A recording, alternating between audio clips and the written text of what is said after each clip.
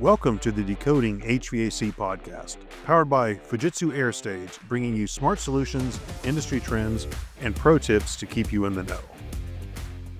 Hey, Darin, we're back again. Thanks for joining me. Got a few more questions that were submitted to our email. One of them that just came in not too long ago. Jeff in Charlotte, is a ductless solution right for every home? Selfishly, I would say yeah. Well, yeah, but also there's no one size fits all, right? If you look through our portfolio, we've got a wide range of product, not just ductless, but we do perform well in many scenarios. Some benefit from a hybrid system, ducted for common areas. You obviously got some retrofit applications or additions, but when you look at the South, where I'm based, it's comfort goals and really layout. Yeah, no, I'm with you. Is it the right solution for every home? It depends. So I always, stress to a homeowner, it's like, what are they ultimately trying to accomplish? Are they looking for utility expense reduction? Are they looking for noise reduction? Are they looking for even temperatures? Part of that survey of the home and the needs of the consumer that allows them to say, okay, right? But a lot of times, with the most significant one is I've got cold spots or hot spots in my home.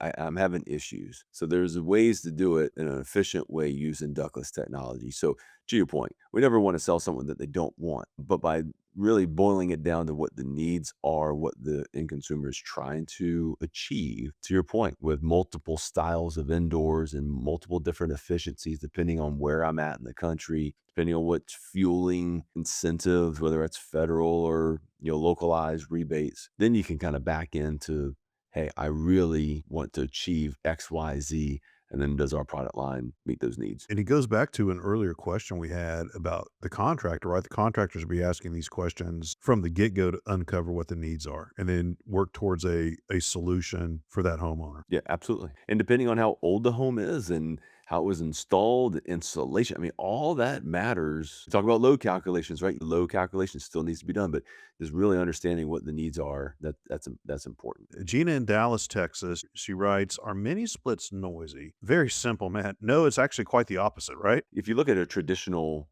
outdoor unit, compressor gets energized and sometimes it makes that banging noise, right? Boom, I'm on and it's full bore. It's going. So for lack of a better term, I've got a 2-ton system. System comes on, bam, I'm going, it's full. So the compressor's going. In an inverter technology system, I'm anticipating, hey, I have a call for cooling, for heating. I'm coming on, the fan slowly turns slowly, and then it ramps up, it ramps down, it finds that sweet spot. So when that happens, it is most certainly less noisy than a traditional. Traditional units also are discharging the air at the top of the unit. So all that noisy air traverses up the side of a home. And oh my goodness, how many homes have a window in a bedroom right above the HVAC unit? A lot.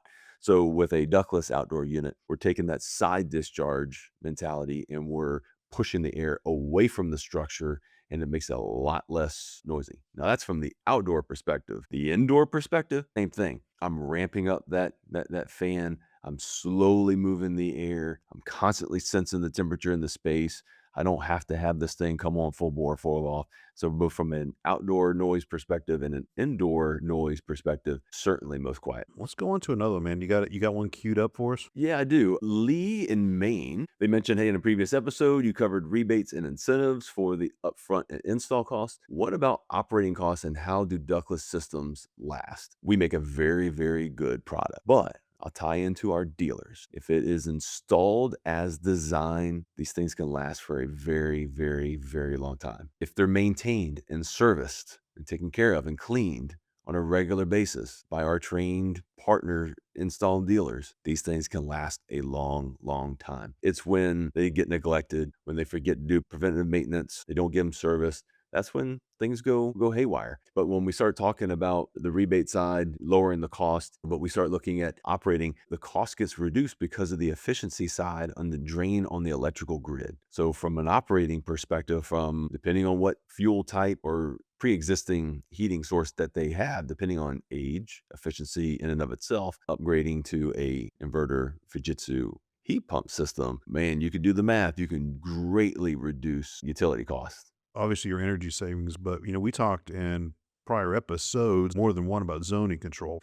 And so when you're really focusing on those areas, the areas you spend the most time in, that's what you're really tempering as opposed to the entire house or the upstairs, the rooms you don't really use that much. So I always look at this as the cost, the total cost of ownership is over time is a great advantage, I guess I should say, over a traditional system. And when you talk about the longevity of this stuff, Matt, we're talking what, 15, 20 years is common. There's not as much wear and tear. That's a big thing. That's a long time. I agree. And when we start looking at older homes, depending on where you are in the country, if it's a centralized system and you have issues with hot spots, cool spots, well, there's an issue why there's an issue there. It means using what was originally installed, call it a central air conditioner, that was what installed and it is having issues because that's where the load is and where the peak loss is of the home, meaning hot air is getting in or cold air is getting in from those spots. The beautiful thing about the ductless technology, and I know acknowledging, hey, it's what we sell, but we can address those. Now I can actually get closer to the issue where the load shift and the potential for issues on my home where I need to condition. Man, now I'm taking off the load and the demands for other parts of the home, but that's where it was originally installed and designed. So we can address that by whether it's a multi-zone or whatever, getting closer to the space where we have the issues. And hence by doing all that, what does that do? It reduces the amount of time that a system is running because now I'm satisfying the thermostat or that need